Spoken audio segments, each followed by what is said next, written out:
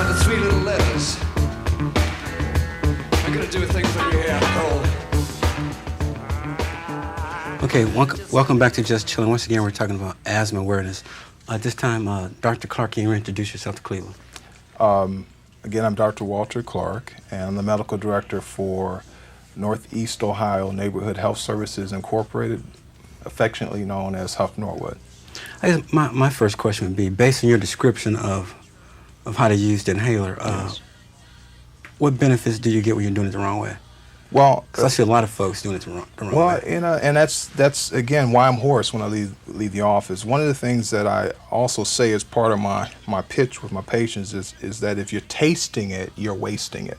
The inhaler medicine is designed to be delivered to the lung tissue, not to the tongue, not to the stomach, because if it has to go through that route in order to get to the bloodstream and then maybe to the lungs, it will have lost all of its potency by the time. It is designed to go straight to the lungs. So in essence, by using it correctly, what I tell my folks is the less you taste, the less you waste. In fact, if you use it correctly, you should taste very little of it. And so therefore, that is the disadvantage of using it incorrectly by putting it in your mouth. Certainly people who cannot time it correctly and use it in the inhaler in the fashion I described, then they can use a spacer, and there are lots of little gimmicks out there that will assist people. It's hard to carry those spacers around with you in your pocket. You're an athlete. So you asked me a question earlier.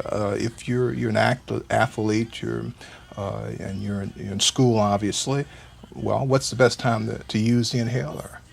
Anywhere from 5 to 60 minutes before you exercise, preferably more like 15 to 30 minutes.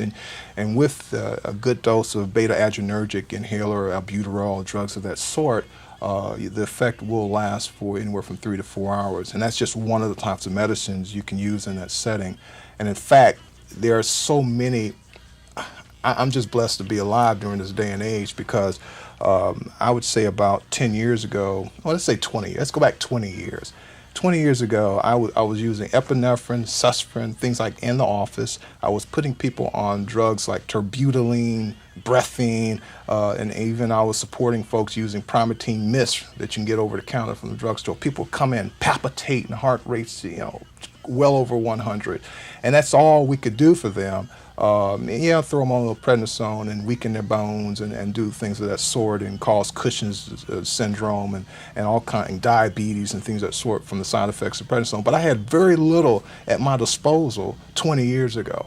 Now I have about 6 classes of drugs I can use, and some of those drugs are in multiple formats, inhaled format or PO format and liquid format, things of that sort. And really when you approach asthma, you approach it in stages. You look at asthma, there are about 3 levels of what we call persistent asthma, and then there's 1 level of intermittent asthma, and it's called mild intermittent, which is basically stage 1, and then mild persistent, which is stage 2, and then moderate persistent, which is stage 3, and then severe persistent, which is stage 4. And obviously you can imagine that I'm kind of describing steps. Right.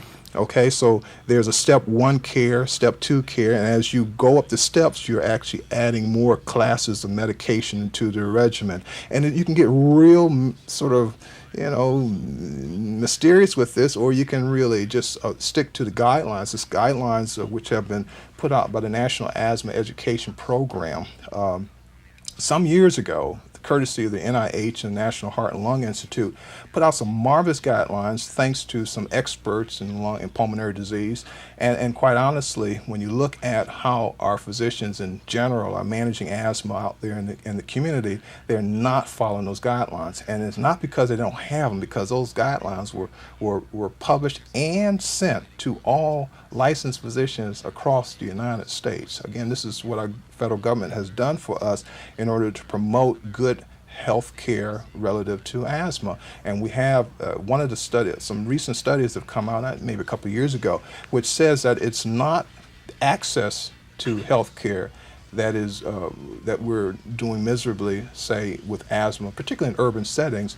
It is lack of sticking to the guidelines. And so these guidelines pretty much point out various levels of care, and with each step there is a sort of a nice variety of medications you can applied to that person's problem.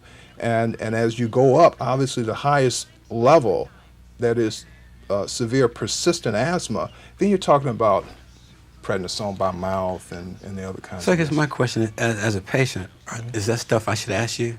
Like, what are current guidelines, docs, for use as medicine? Well, let's say this, that it behooves, in this managed care, I hate to get on managed care, Okay. but in this world of managed care, maybe it's managed care, like that word manage, you don't be so managed, but in this day of managed care, physicians have much less time to manage care. Okay. All right? So guess what? It's going to have to be a collaboration. There's absolutely no way physicians can do it their own, nurse practitioners can do it their own. It's got to involve the knowledge that a patient brings to that setting, okay? And people got to take ownership of the problem. I tell folks, look, I have to know about 1,000 diseases and know it well, okay? And maybe you can cone it down to fewer that I even know better. But you may only have, if you have asthma, you only have one condition to worry about. So you should be an expert in asthma. You should expect no less of yourself to know everything about asthma. So when you come to the doctor, yeah, doc, which level am I? Am I stage 1, stage 2, stage 3, whatever. But in any event, show me why these medicines apply to me. Okay, because my understanding of my condition is I'm, say, a step 2 or stage 2 or, a moderate or mild persistent. Okay, so shouldn't I be on an inhaled steroid, doc? I mean, what's up with that? I mean, that's where it becomes very important. Okay, I guess another question would be for the young people out there who are a little embarrassed about using their stuff publicly. What would you say to encourage them to take care of themselves? Well, a lot of people we know, a lot of famous people we know have asthma. And you see it on TV all the time. Even in comedies, people pull out their puffer. So it's not so much something that I would say is a stigma. It's a reality, and I would hate a kid to be out there suffocating because they're trying to bulk reality. Okay, what about the young people who, I guess they're competing and they can't measure themselves? What would you say? Well, once you get into your more higher levels of asthma, it's extremely important that you be extremely knowledgeable about your condition of your asthma, and you get that information by doing peak flows. These are assessments. You can purchase these peak flow instruments where you actually blow in it real hard, and it shows it's a measure of how rapid the air can move from your lungs. And that's all. It's a very simple test, basically, and you kind of establish your own personal best, and then from that point on, anything less than the best and your personal best is something to be concerned about. And you can even measure, when measuring that, you can monitor it with an assist a physician. You tell them, look, hey, I came in the yellow zone this morning. I was less than what I should have been. What should I do, doc? Should I go up on my inhaled steroid? Should I, am I a higher stage now? Should we be getting a little more aggressive with my medicine and so forth? So it is kinds of things that are extremely important. Okay, let me say, suppose I'm in the classroom or in gym class.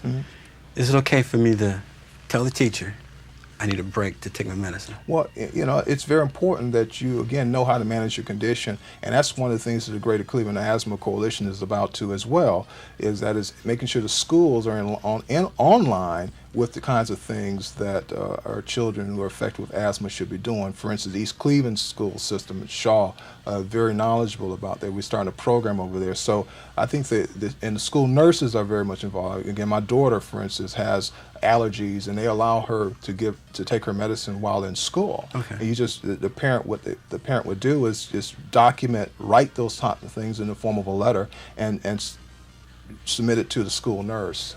And they usually are pretty good about allowing the kids to take their medicine in school. Okay, I guess in closing, a word of hope and encouragement for the young people or anybody who's dealing with asthma, and maybe a phone number, how you can be reached. Well, the word of hope is there's a lot of medicine at our disposal, and very few of my patients with asthma are having trouble with it. Okay, and that's not because I'm some big whiz and managing asthma, because I'm sticking to the guidelines, and I'm very aggressive. I don't want my patients wheezing. period. And there's lots of tools available for me to do that. At Huff Norwood, or Neon, we can be reached at 231-7700. All our doctors in pediatrics and adult medicine are extremely knowledgeable in handling asthma. We have quality programs that make us stick to the minutia, if you will, the detail. The devil is in the detail, and if you don't take care of the devil in the detail of managing asthma, then you'll continue to wheeze, and that's where there is no hope. Okay, once again, you've been listening to Just Chillin'. Executive producers Harold Henderson, producers Lynn Collins. Thanks to Harold and Chris for the outstanding technical assistance. Just Chillin' is a joint program between WRUW, the Cleveland Treatment Center, and the City of Cleveland Health Department. Thank you.